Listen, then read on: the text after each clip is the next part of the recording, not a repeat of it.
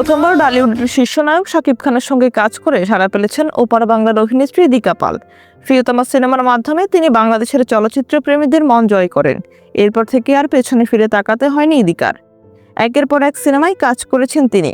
বাংলাদেশের চলচ্চিত্র জনপ্রিয় হওয়ার পর ইদিকা টলিউডেও নিজের অবস্থান শক্ত করেছেন।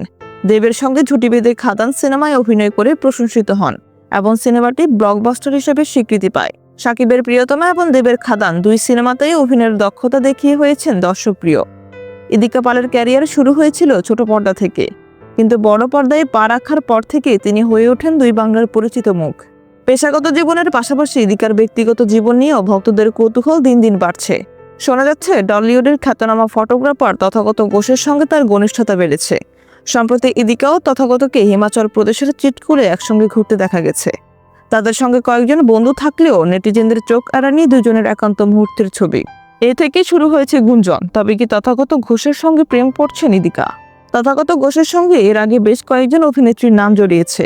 অনুষা বিশ্বনাথন এবং প্রিয়াঙ্কা সরকারের সঙ্গে তার সম্পর্ক নিয়ে গুঞ্জন শোনা গেছে, তবে কখনোই এ নিয়ে মুখ খোলেননি তথাগত।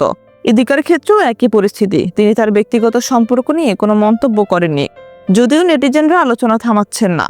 ইদিকার ক্যারিয়ার এখন তুঙ্গে। বলিউড ও টলিউডের জনপ্রিয়তা ধরে রাখতে নতুন নতুন সিনেমায় কাজ করছেন তিনি। একাধিক প্রকল্পে কাজ নিয়ে তিনি এখন ব্যস্ত সময় পার করছেন। তার ভক্তরা অপেক্ষায় রয়েছেন কবে ইদিকা তার ব্যক্তিগত জীবন নিয়ে মুখ খুলবেন এবং কবে নতুন সিনেমার ঘোষণা দেবেন।